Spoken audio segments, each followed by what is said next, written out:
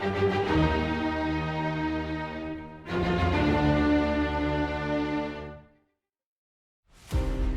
support our discussions with the world's leading thinkers, please see the video description or visit eism.eu/support. Thank you.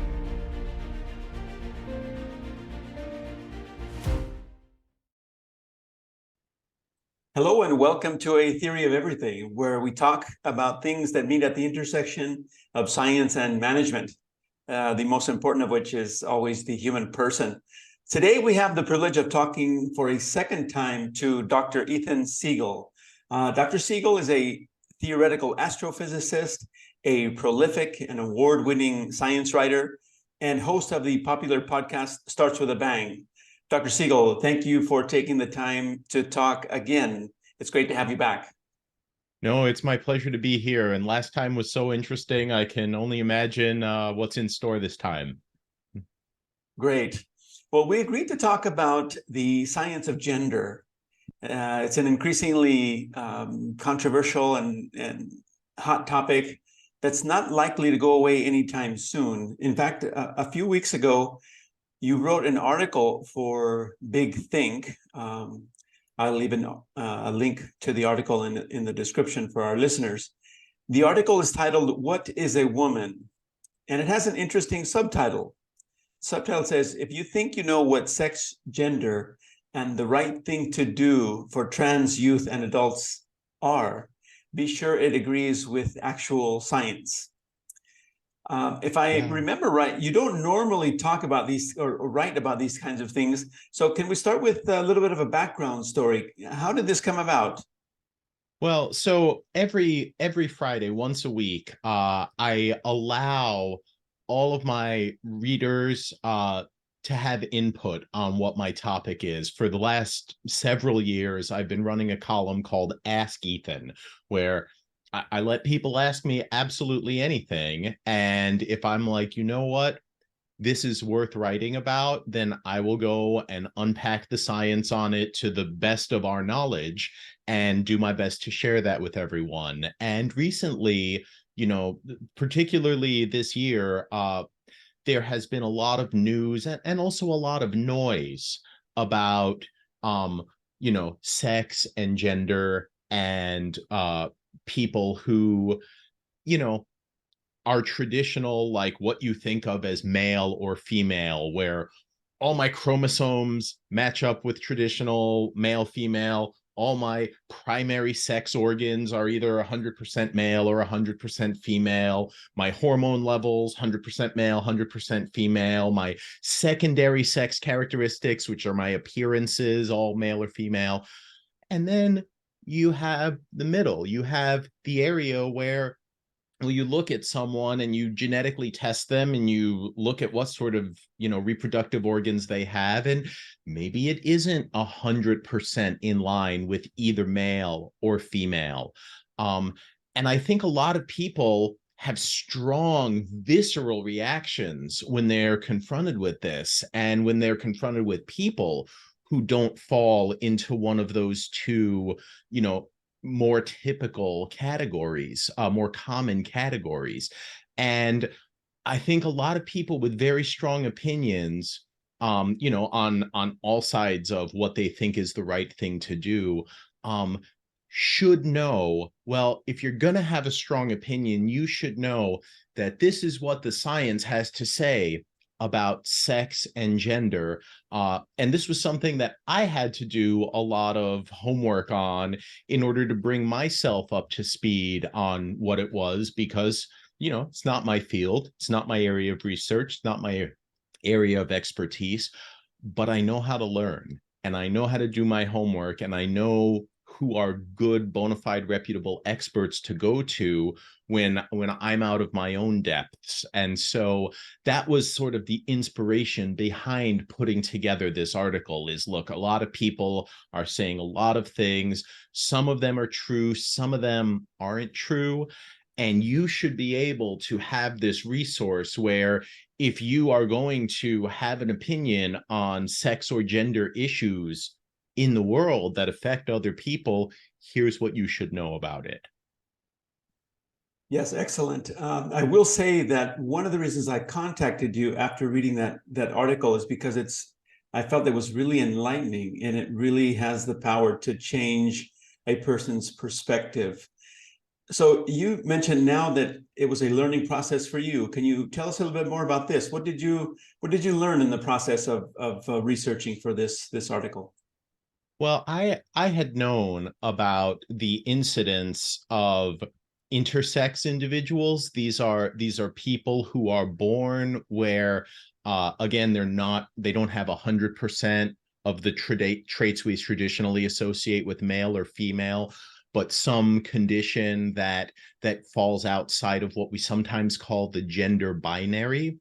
But I didn't know how common it was. I didn't know all of the different types of what they call intersex conditions there were out there. And I didn't know how prevalently we had medicalized people who were born with an intersex condition, where you say, when you look at a newborn baby, sometimes you look at the baby and you say, oh, those genitals are male, you know, those genitals are female. And sometimes you look at the genitals and the doctor will say the genitals are gender ambiguous, which means they're not clearly either male or female. There was a time up until pretty recently, like maybe less than 20 years ago, where the most common thing they would do is they would look at those genitals and say, oh, well, we can make that into a penis, or we can make that into a vagina. And so we do. We just perform that surgery. And then there's a problem. And I didn't know this, that oftentimes the kid will start to grow up, and developmentally, by time they're about 4 years old, children have a solid idea of this is what gender is and this is what gender I am. And a lot of these intersex kids who were assigned a gender shortly after birth turned out to have what we call gender dysphoria, which is to say the gender I am in my body, my physical body's gender, does not match my mental idea of what gender I am. And that condition called gender dysphoria is severely uncomfortable. It's like living every second in your body with this deep discomfort about your own body. And, I'm fortunate enough that I've never experienced that, because I was lucky enough to have the traits, the sex characteristics that my body displays match up with my sense of internal identity. But for people who that isn't the case, I mean, they are so deeply uncomfortable that this is a miserable experience that is severely damaging to their health and their well-being across the board. So that was, I think, maybe the first thing I learned, is the prevalence of intersex conditions. I think the number is somewhere around 1 in 66 to 1 in 200 people have some sort of intersex condition, and it's at least 1 in 200. It's probably more, but conservatively, if you went with the lowest numbers out there, that's 0.5% of people, which means in the United States, where I live, there are over 1.5 million people that are living with some sort of intersex condition. And so these are a lot of people who are affected by these conditions. And, like all people, they're deserving of care and compassion and deserve to go out and have happy, successful lives. Yeah, in the article you mentioned, in fact, this was for me one of the most eye-opening parts of the article. You mentioned that the suicide rates of these individuals is quite high. Can you elaborate on this? That was a shocking thing to me, where I was like, people need to have this information. So in general, and this goes beyond just intersex conditions to also include transgender youth, that is, people who are born primarily where oh no, my body is primarily male or female. Like I have all of those primary and secondary sex characteristics you associate with one gender, but my internal sense of identity tells me this is not the right body for me. I'm in the wrong gender's body, and I need to alleviate this sense of intense discomfort that I have all the time. Um, when you look at the statistics of, you know, do they think about suicide? Do they attempt suicide? Do they successfully commit suicide? This is the highest group of all the groups we know how to divide people into. This group is at the highest risk of suicide, suicidal thought, suicidal ideation, suicide attempts. The estimates I saw are um, somewhere around 40 to 45% of transgender youth will attempt to commit suicide at some point. But there is a way to reduce that number. The number one way to reduce that number is to have at least one supportive parent, to have at least one parent that says, I love you and support you and accept you however you are. You can stay in the body you have now. You can change the body you have to be a different body, but I will love and accept you. That one thing of having a parent that loves and accepts you causes that suicide attempt rate to plummet by about a factor of 11. It goes from about 45% to about 4%. So, I mean, I think that's an enormous lesson, that regardless of how you personally feel about the idea of transitioning or changing your body to match your internal sense of identity, if there's a young person in your life, if there's a trans child in your family, if there's someone who has this sense of gender dysphoria, the best thing you can do for them is to let them know that you love and accept them, and to live that. And that, more than anything else, will cause their risk of committing suicide to plummet. And that's, I shudder to imagine the parents who would rather have a dead child than a child who is alive and chooses to live as the gender that their internal compass tells them they are. So if you want your children, your family members, your friends, your loved ones, their children, if you want them to live, love and accept them how they are. Number one thing you can do. Well, yeah, there's obviously a level of complexity here, but the idea that that we can have an impact on whether or not people live or die, it seems to be a very clear marker of how to proceed. No, on the other hand, how did you in your research of this reconcile the typical scientific approach of objectivity, right? I see a table, and that's a table that I see out in the world. How do we reconcile this with a person who has, for example, male genitalia, but that person is telling us that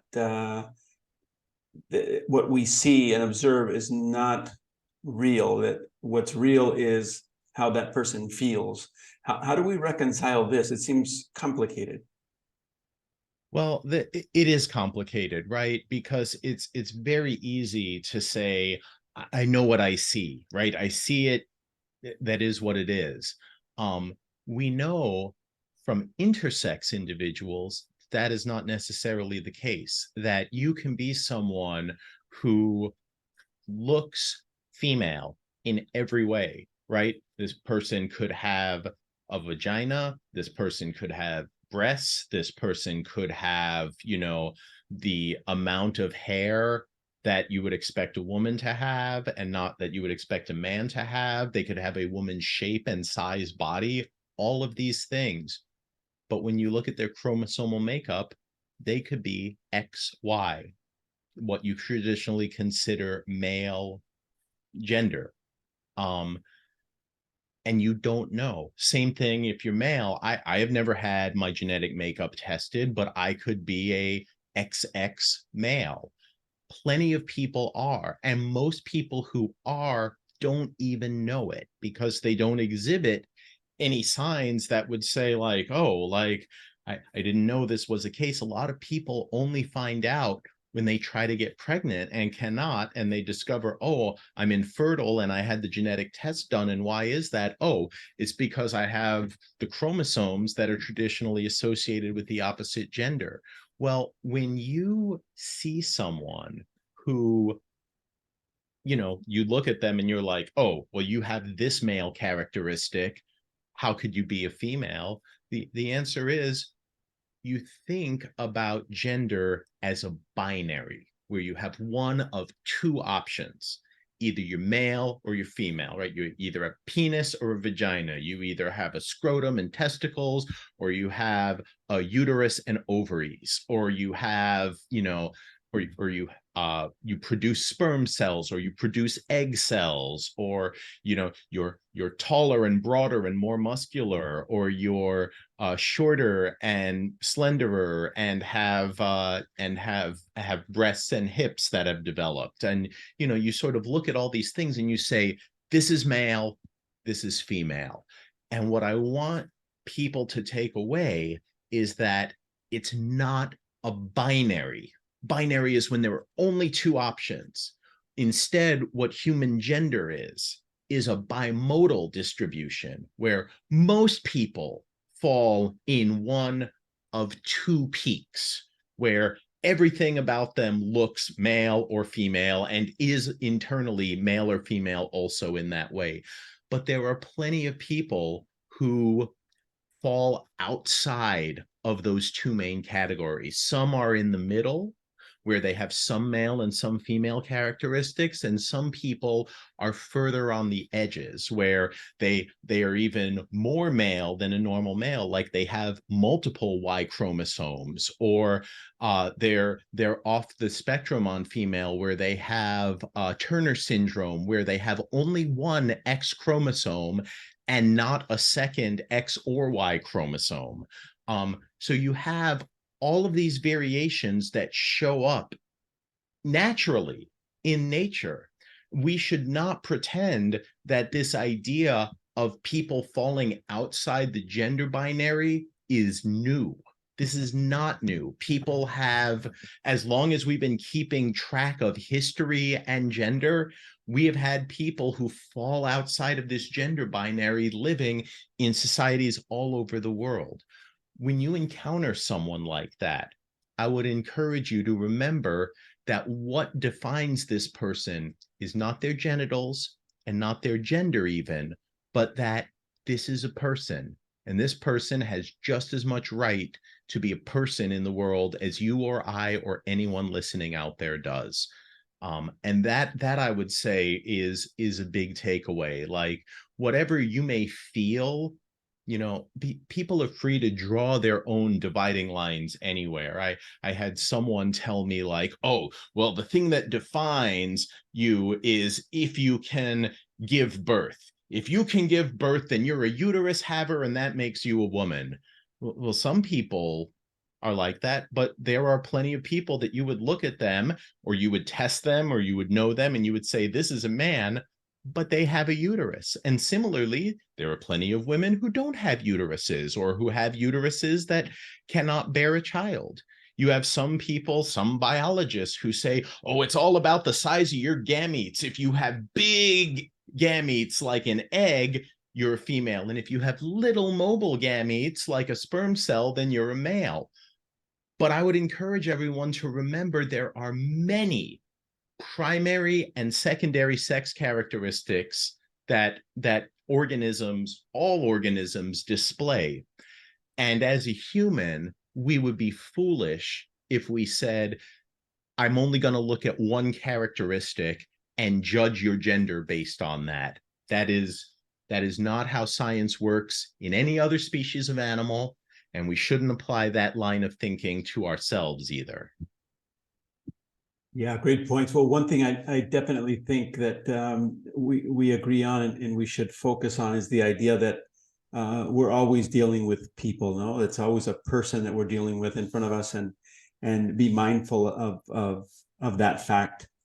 On the other hand, well, let me ask you this: what has been the reaction? Because this is something, if I understand right, this is something relatively new for you to be writing on these types of things. What has been the reaction of people close to you and some of your followers and the science community in general to your article? Well, like with everything, you're going to get a diversity of responses, and I have as well. A lot of people who do research sex and gender very closely. A friend of mine who researches specifically female reproduction and the role of the placenta in the growth of the child. You know, gave me very positive, like, no, you did a good job unpacking all of this. Someone else who is a biologist that I know talked to me about, I think you should have emphasized the role of hormones to an even greater extent than you did, because a lot of people who get caught up in, oh, like you have a penis or a vagina, or you have sperm cells or egg cells, or you have, whatever specific characteristic they want. They said, look, when you look at hormone levels, that has a tremendous role in how your body expresses not only primary and secondary sex characteristics, but all sorts of traits. There are plenty of men out there who, and I don't even need to say trans men, there are plenty of cisgendered men out there, people that you would say like, oh yeah, you're what I would call 100% male, who have more estrogen and less testosterone than some normal females. You can't look at one issue independently of all of the others. So my friends who are scientists, they sort of really wanted me to focus more on that, to say, all of these ideas we have are interrelated with aspects of human biology that most of us are completely ignorant about, that we don't think about or know about at all. And you should have emphasized that.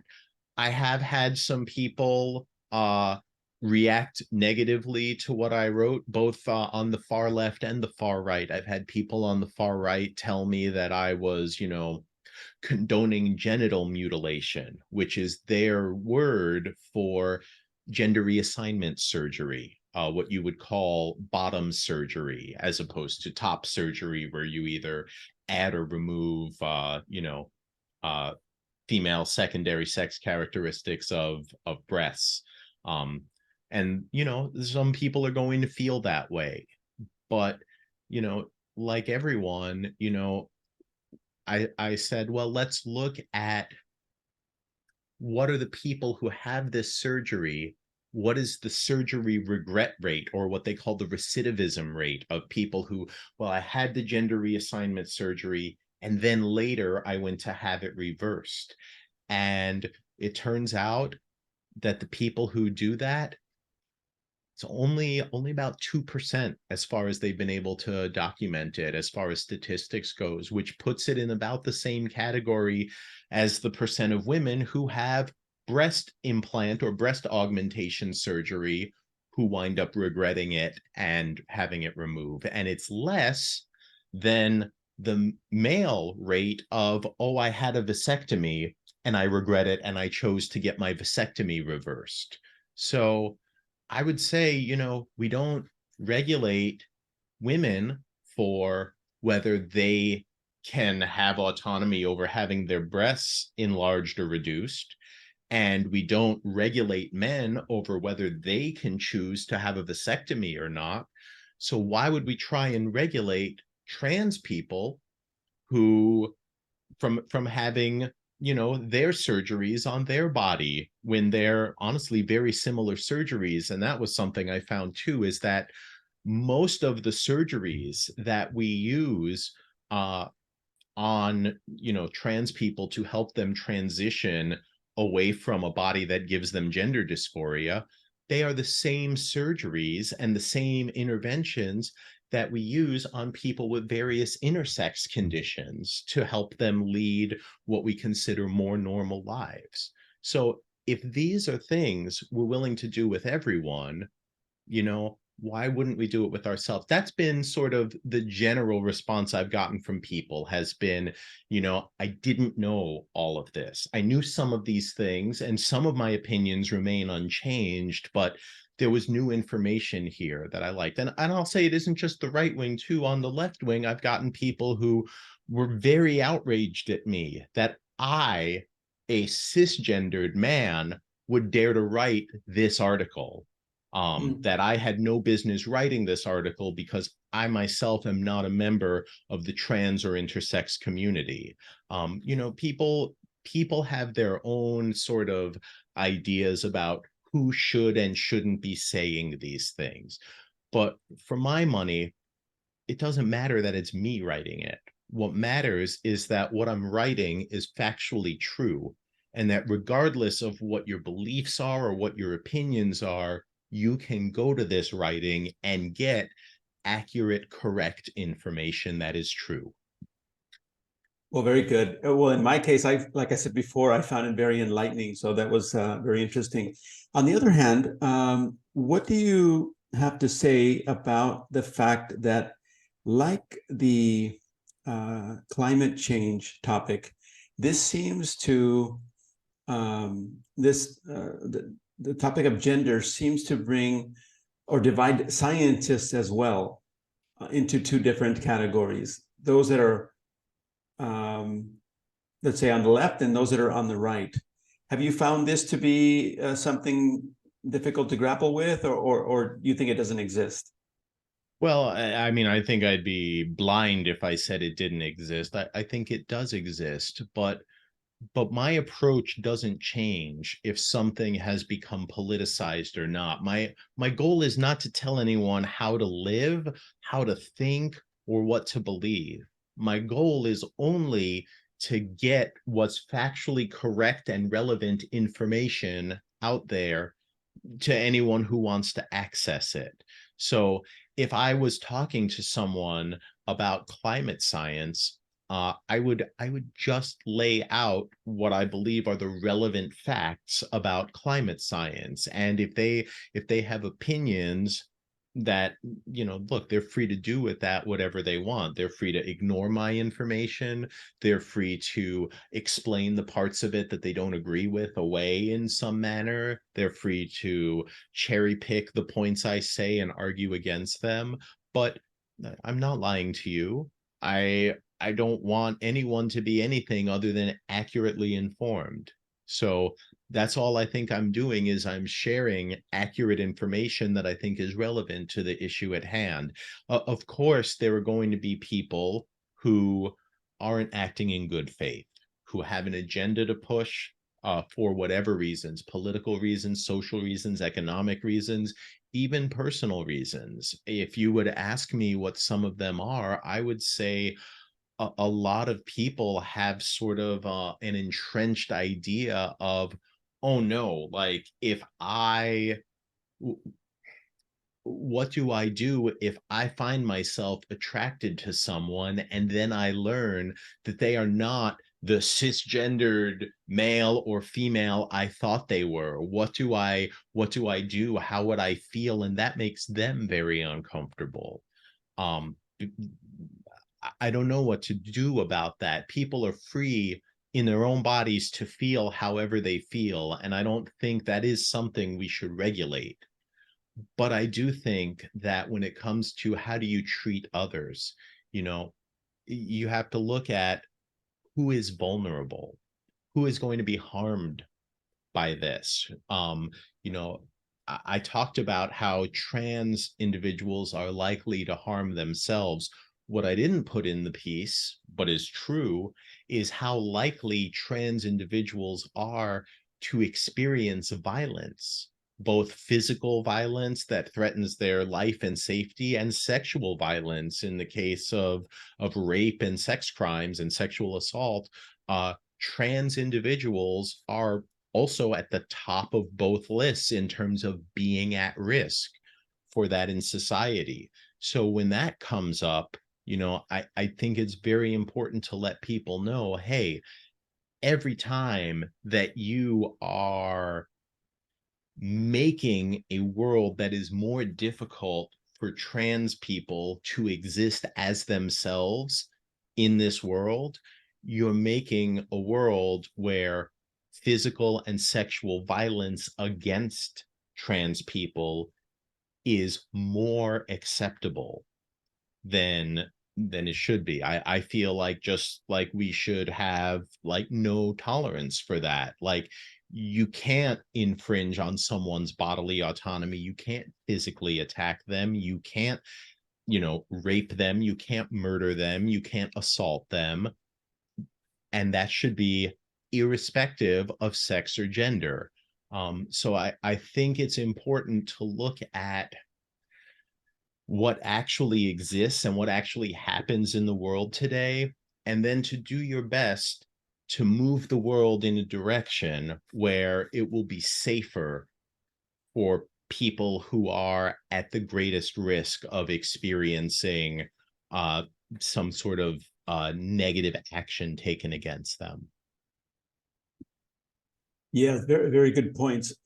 On the other hand, how do you handle, or how do you approach the more controversial aspects about what needs to be done? For example,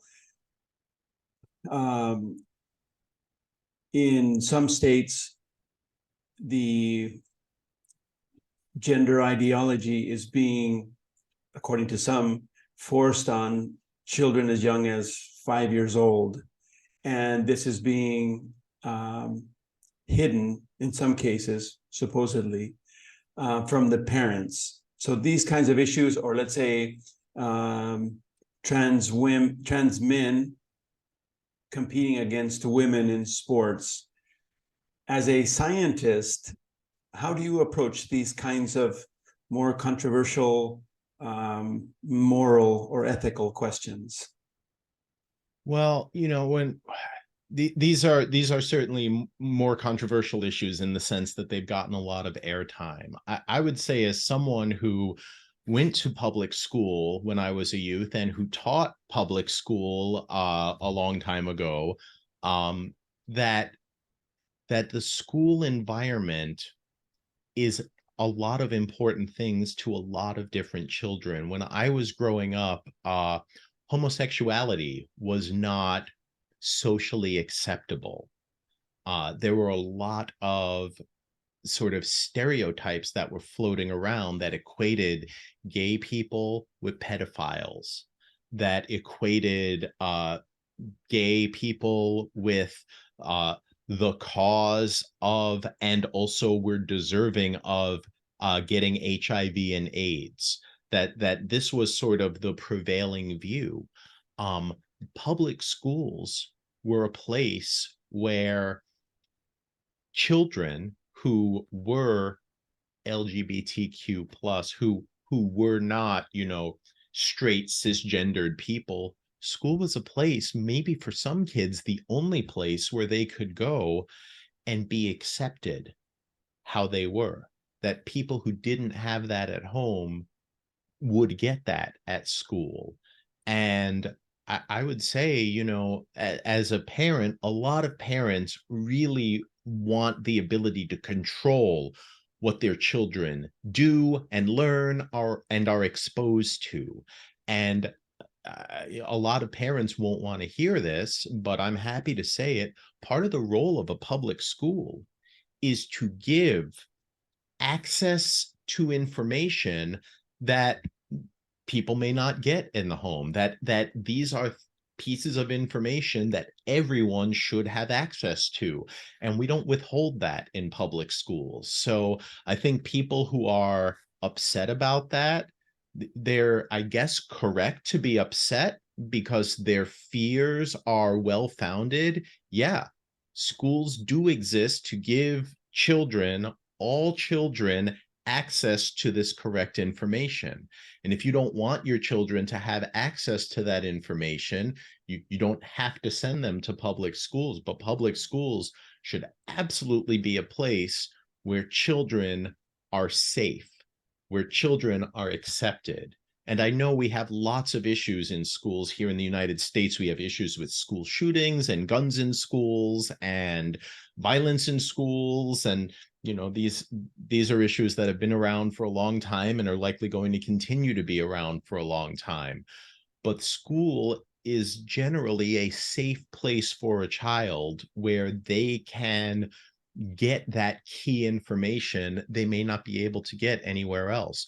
Just like we allow children to see school counselors without parents being notified, just like we allow children to have confidential conversations with their doctor without parents being notified, just because they are children does not mean that they shouldn't be made aware of what happens in the world, especially when you realize, that at least 1 in 200 of these children, and almost every school has at least 200 children in it, 1 in every 200 or more do not fall into this gender binary. You have to serve these students. You have to give them the correct information. Is it going to upset some people who wish their children didn't have that information? Yes. Are they right to be upset? Perhaps.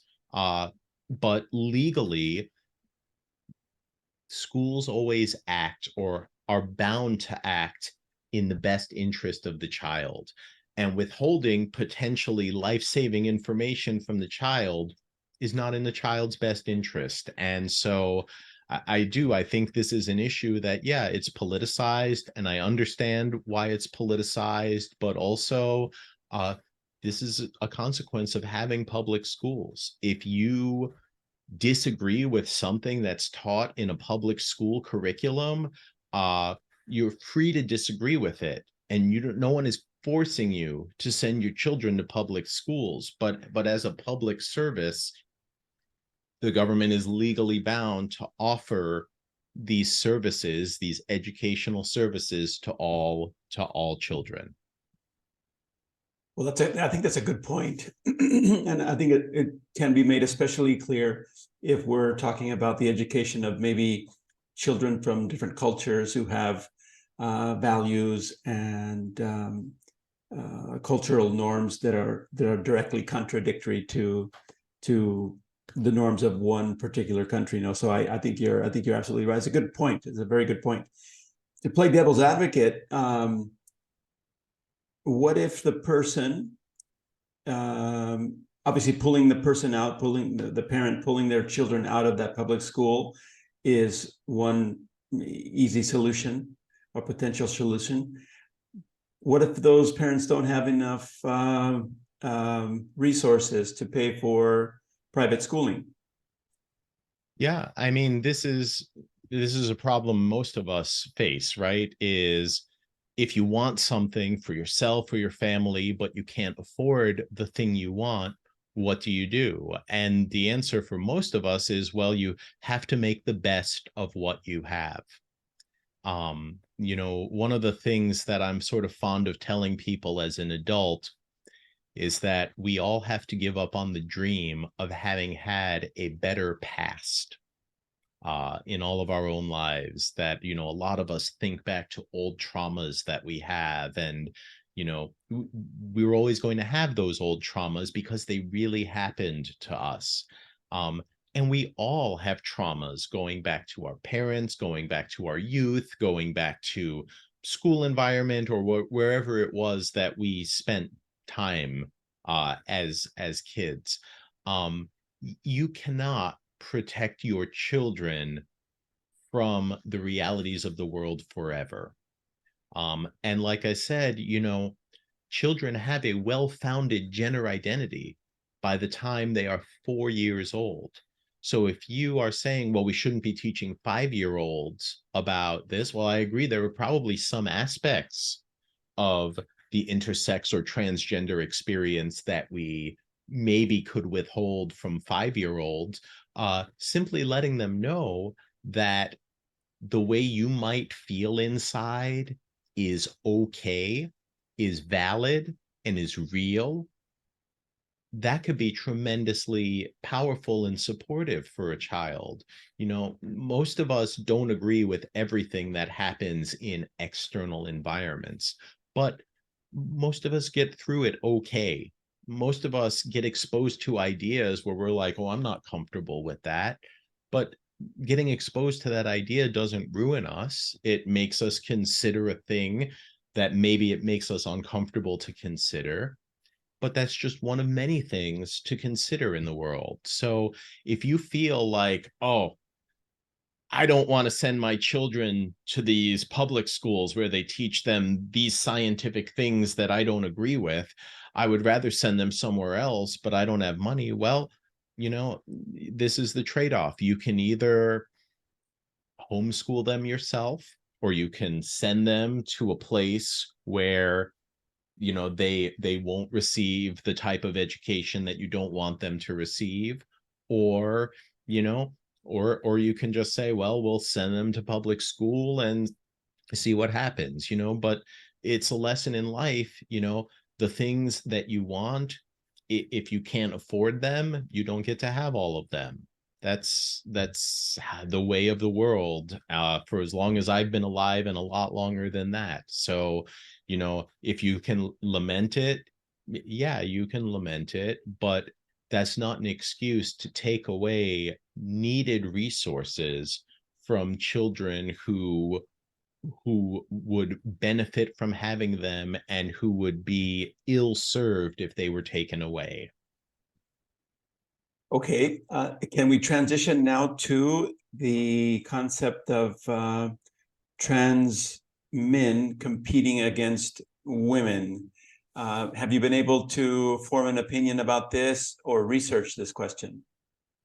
You know, it's really a challenge because, as far as I can tell, this is just what I would call a red meat issue, where it's you know, people have really strong opinions about what should and shouldn't happen, but at the professional level, this isn't really an issue.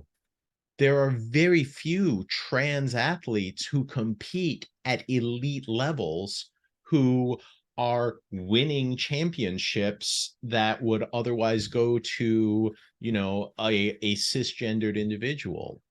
No one is mad that Chris Cyborg competes in MMA. She is a trans athlete. She is a champion. She has faced a lot of people. She's a brilliant fighter. People love watching her compete. She's a draw for the sport.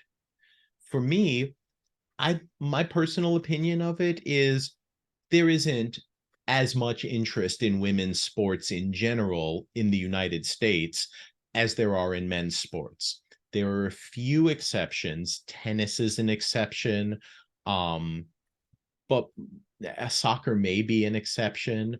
But in general, there isn't much interest in women's basketball compared to men's basketball. There's virtually no interest in women's football or baseball or hockey as compared to the men's sports.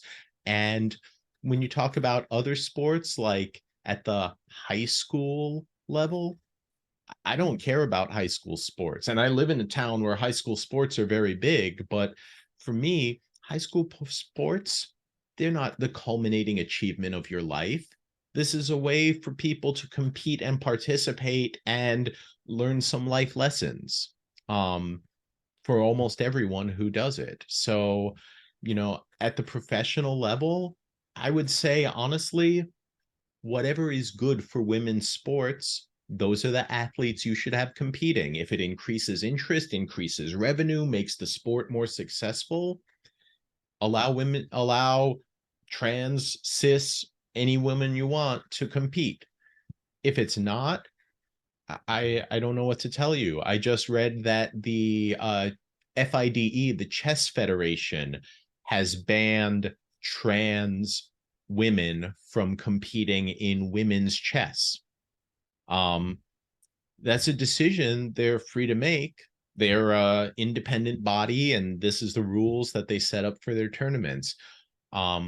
But I'm not a fan of, you know, in sprinting, for example, the woman Caster Semenya, she's a cisgendered woman, but she has an intersex condition.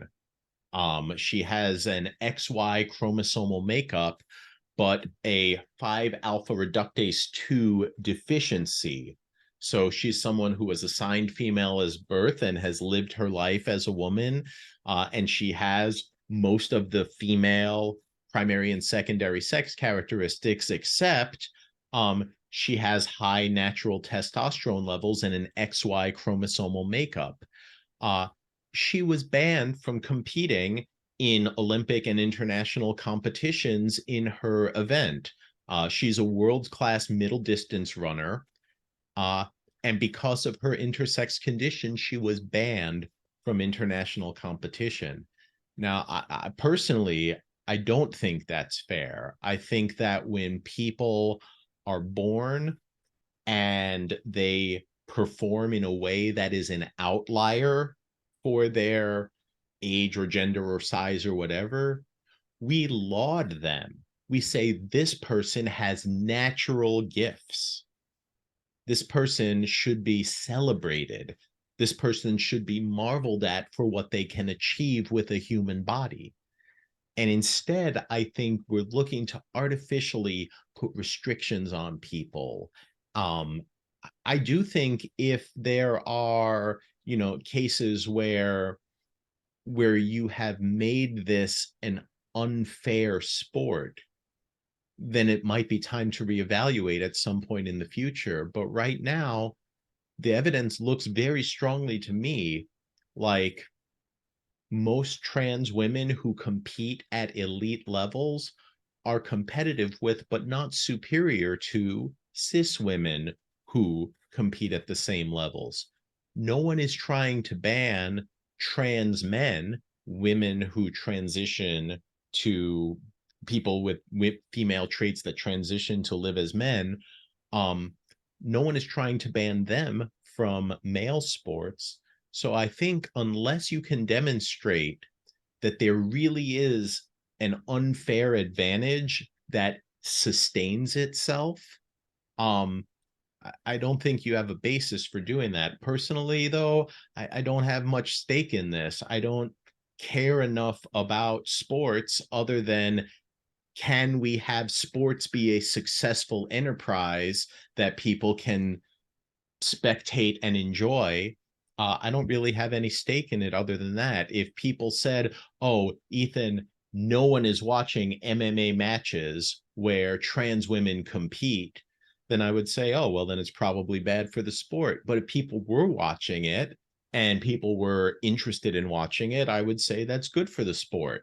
So, as far as I see, this is not really an issue. It's something that people are making a lot of noise about, but it's not something that people genuinely care about the success of women's sports or sports in general. They really just want to polarize people on the outrage of, oh my God, there's someone in the women's locker room who has a penis. Oh my God. And I don't get outraged about that, because I don't think that someone's genitals or any one particular sex characteristic defines them and their whole lives. Okay, so the issue of trans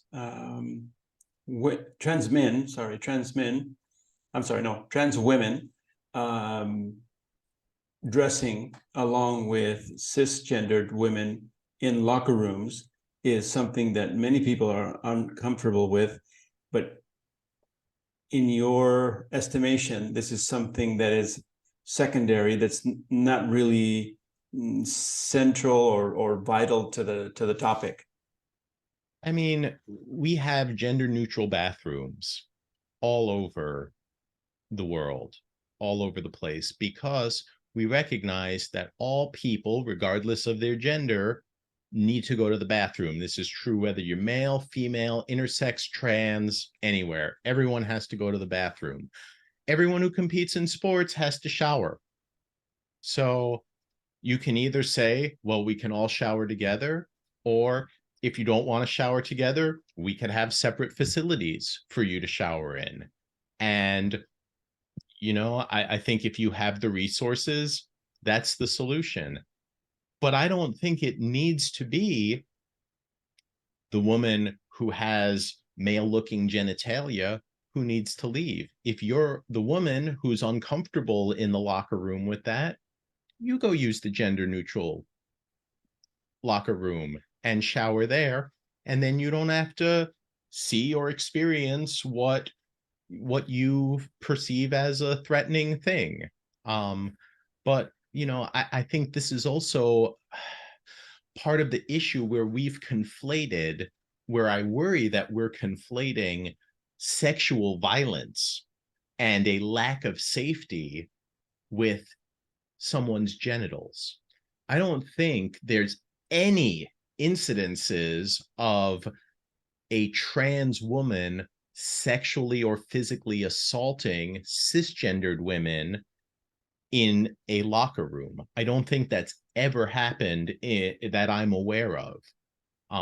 But it sounds like to me, a lot of the people who are complaining about it, that is what they're afraid of.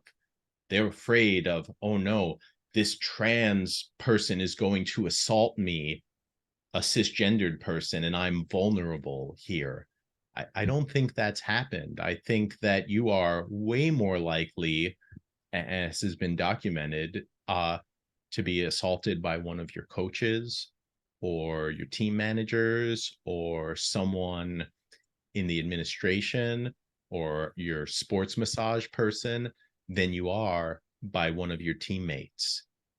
And so I would encourage everyone to sort of find out the facts for yourself as far as what someone should be afraid of, because I really don't like the idea of persecuting a set of already marginalized people based solely on an unfounded fear. Okay, well, Dr. Siegel, you've been very generous to give us an hour, and we're coming up on the hour now. I'd like to parenthetically make a comment here, because the channel, we normally talk about more scientific things, and of course there's a scientific element, important scientific element to this. But I'd like to just separate it and just ask if you agree or disagree with this. It seems like there's different levels of scientific observation that can be made here. One is the level at which you've entered. You're just observing scientifically what we observe in nature through intersex, through people who don't feel at home in their bodies or their assigned genders, and they want to transition.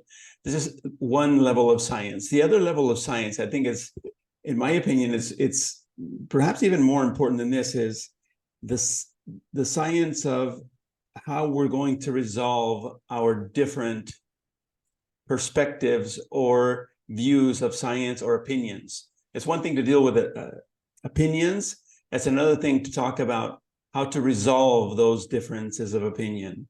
And so that has been a major preoccupation for us at ASEM and on this channel. And it seems to me that science has to be the answer at that more important level of, okay, how do we resolve these differences of opinion? I just was hoping to get some impressions from you about this approach to using science as a way to figure out a way to resolve these controversial topics or differences of opinion about the natural world. I think the most important offering science has is in any case where we can ask the question, what is true? What can we establish as true? Science is excellent at doing that. And so I think if we hope to get people of different opinions or different mindsets all on the same page, science should be that starting place. Science should be the start line where everyone can come to the table and say, we all agree that this set of things is true. We can disagree about what we do about it. We can disagree about what we think these sets of facts mean, but let's all start at the same place. Let's all agree that this set of facts is true. I'm sure many of your listeners will disagree with some of the recommendations that I have made, that they will disagree with at least some of the things I have suggested. But I hope no one comes away from this and says, these facts that he presented, they're not true. These facts that are documented and linked in his article, they're not true. I hope that no one will do that, because I hope that we can all start at that same point and say, scientifically, here's what we have learned is true about our world, about ourselves, about humans, about animals, about sex and gender, that we agree these things are true. What we do about it comes next, but let's all agree on the same facts. I think this is true about sex and gender. I think this is true about climate science. I think this is true about really any science-based issue that we have. Everyone needs to come to the table and say, I agree with this set of truths about the world. And what we do about it, we can go from there. But getting everyone on that same starting page, I think until you can do that, you're only going to have people who depart from that, who reject that. They can only get in the way of progress. I don't think that someone who rejects the facts and the scientific truths about the universe is ever going to have anything positive to offer. They will only be obstructionist. So I would encourage everyone who wants a solution, who's a solutions-oriented person, to start with what is true and go forward from there. Excellent. Great points. Thank you very much. As a final comment, can you direct people to, or tell us about what you're doing, any upcoming projects, rather? Oh boy. So this is pretty exciting for me. I just published my first children's book. It is called The Littlest Girl Goes Inside an Atom, and I'm very proud of it. I have an ongoing project right now called the Encyclopedia Cosmologica. Now through September 3rd, you can support us on Kickstarter, and what we are doing is telling the history of the universe.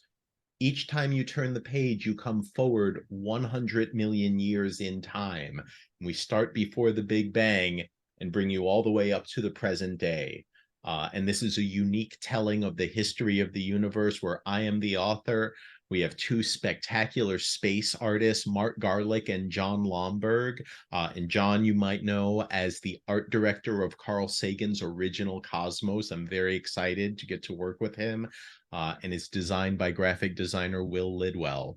And that is on Kickstarter now through September 3rd, if you would like to pledge and support us. Well, fantastic. I will put links in the video description to both of these projects. Is the book already available? Is it already, or it's going to be published? The Littlest Girl Goes Inside an Atom is already available. Okay. And the Encyclopedia Cosmologica, the Kickstarter is going now. If you order it, it will arrive in time for the holidays this December.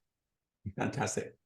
Well, Doctor, thank you very much for your time today. I sincerely appreciate it. My pleasure. Thank you so much.